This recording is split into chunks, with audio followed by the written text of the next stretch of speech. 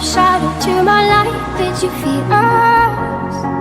Another star, you fade away. Afraid I. Halo, assalamualaikum warahmatullahi wabarakatuh. Kembali lagi dengan YouTube channel saya Avontandi 1224. Alhamdulillah tadi saya sudah mengantar kakek berolahraga dan sekarang saya sudah pulang. Tadi habis masak buat kakek ya. Tinggal nanti kalau udah jamnya saya kasih makan kakek. Saya mau sedikit berbagi lagi dengan yang belum bekerja di Taiwan atau yang mau pergi ke Taiwan gitu ya. Pertama, waktu kita daftar ke Taiwan itu kalau kita mempunyai modal sendiri seharusnya ya kita pakai modal sendiri aja gitu kan. Tapi kalau kita nggak punya modal tapi kita mau pergi ke Taiwan, maka nggak apa-apa, jangan diambil pusing karena setiap PT itu menanggung biaya terhadap kita yang mau pergi ke luar negeri. Yang penting syaratnya itu kumpulkan dokumen, surat-surat izin, mungkin izin dari kelurahan, RT kayak gitu ya, ke keluarga. Kalau yang udah punya suami ke suami, kalau yang belum punya kalau yang belum punya suami ke orang tuanya kayak gitu. Terus surat-surat yang harus dibutuhkan lah di PT itu kan nanti ngasih tahu ke kita ya. Kalau nggak ke kita ya pihak PT-nya ngasih tahu ke pihak sponsor gitu. Nanti biar sponsor pun yang konfirmasi ke kita bahwa surat-surat yang dibutuhkan itu bla bla bla gitu kan.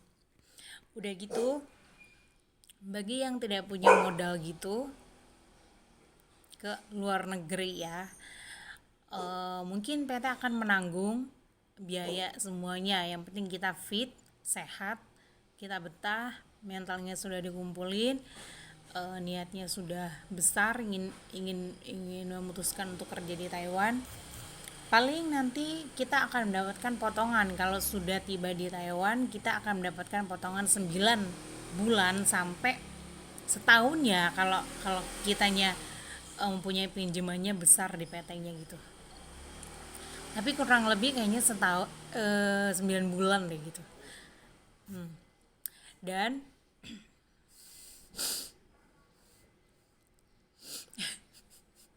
di sini udah mulai musim dingin ya, jadi saya agak pilek sedikit, tapi nggak apa-apa, strong. Saya harus sehat dan kuat, strong juga ya. Udah gitu saya mau menceritakan tentang di sini tuh udah alhamdulillah sekali ya. Gajinya sudah 20.000 gaji pokok dan sama lemburan itu udah 22. Tapi kalau yang udah lama di sini 5 tahun atau 6 tahun bisa 28.000 atau 25.000. Tergantung kita negosiasinya sama majikan loh ya. Terus ini saya mau membahas itu lagi apa namanya? Tentang kalau yang baru tiba di Taiwan itu pasti akan mendapatkan potongan ya per bulannya, entah itu 6 bulan, entah itu 9 bulan gitu. Kalau kitanya itu untuk yang nggak punya modal ya ke Taiwan. Khusus cewek sih ini, bukan cowok ataupun TKL ya. Nah, biasanya kita akan mendapatkan hutang. Kalau pertama tiba di Taiwan itu kita akan mendapatkan hutang sebesar 6-9 bulan. Udah gitu kita wajib membayar tahun pertama ke agensi itu 1.800 per bulan. Dan kalau sudah lebih dari 3 tahun itu akan menjadi 1.500 ya, kita bayar ke agensinya. Udah gitu untuk pembuatan ARC ataupun KTP per tahunnya itu 1.000 NT. Kalau kita maksimal 3 tahun berarti kita harus bayar 3.000 ya. Udah gitu kita pun juga kalau belum di Indonesianya bikin paspor, berarti kita di Taiwan itu bikin paspor ya. Kalau saya sih pengalaman saya selama di sini, saya buat paspor selama 5 tahun itu sebesar 5.200 sampai 5.500 ya, karena saya Kaohsiung jauh dari Taipei dan waktu itu pembuatan paspornya di Taipei ya. Udah gitu kita ada potongan biaya medical ataupun check up. Setiap 6 bulan sekali kita harus medical ataupun check up kesehatan kita. Setiap 6 bulan sekali kita dipotong atau diwajibkan membayar sebesar 2.000. Kalau saya sih masih 2.000 ya, 2.000. Udah gitu per bulannya kita wajib membayar asuransi kayak Chenpoka ya. Chenpoka itu buat kesehatan kita kalau kita lagi sakit, biar lebih murah gitu kan. Nah, bagi yang resmi itu wajib punya Chenpoka ya. Asuransi ini per bulan kita bayarnya 372-an per bulan lah ya, 372-an. Jadi pokoknya mau dipakai atau nggak dipakai ya kita tetap membayar sebesar 372.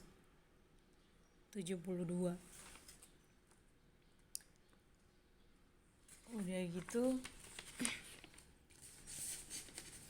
kalau penghasilan kita sedikit atau besar tergantung pengeluaran kita boros atau tidaknya, seperti itu.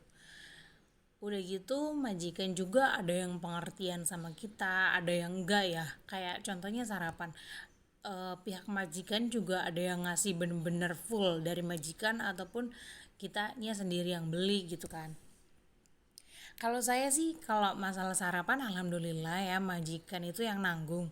Tapi untuk saya itu pengeluaran saya itu ya itu doang, kayak kebutuhan kebutuhan sabun muka ataupun odol, sampo gitu kan, itu kita beli sendiri gitu kan. Tapi kalau masalah sarapan, makan siang, makan malam, majikan itu bertanggung jawab lah ya, tergantung ya.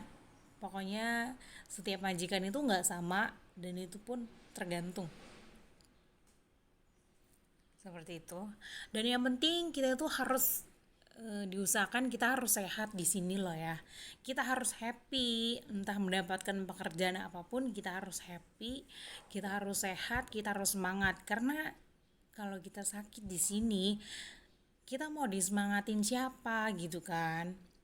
Mungkin orang lain banyak yang bilang, "Ya udah semangat, sehat terus ya" gitu dan sebagainya. Tapi kan mereka tidak membantu membantu tenaga kita gitu, maksudnya ya kan. Kayak ibaratnya kita sakit gitu, seharusnya kita istirahat dulu, ada yang menghandle pekerjaan kita gitu kan. Tapi kebanyakan kita sakit ataupun kita lagi gak enak badan ataupun sakit gara-gara datang datang head ya, menstruasi lah gitu. Kadang kita juga sakit loh itu, tapi kita diwajibkan untuk bekerja gitu kan. Karena majikan pada dasarnya dia nggak mau repot, dia mau tetap pokoknya keluarganya, pokoknya kalau ada yang anak di sini ya anaknya, entah ayahnya, ibunya ya diurusin sama kita walaupun kita lagi nggak enak badan ya.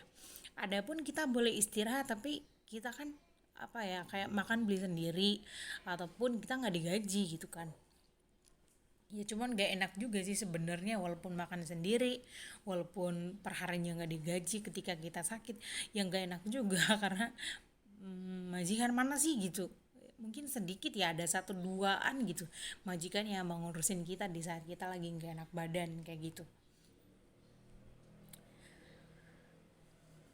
Yang penting di sini kita ingat sama tujuan kita, belum punya apa, mau beli apa, pingin pingin beli apa gitu ya, mau buat apa, rumah atau tabungan banyak atau toko dan sebagainya. Yang penting itu harus semangat ya.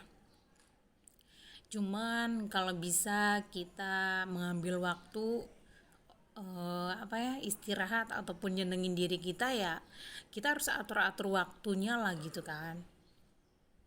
seperti itu. Entah itu makan, entah itu istirahat. Kita harus pintar ngambil waktu seenak mungkin kayak gitu.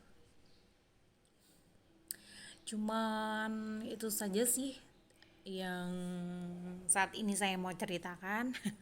Dan semoga yang belum tahu jadi tahu, ataupun bisa sedikitnya bermanfaat buat yang belum tahu.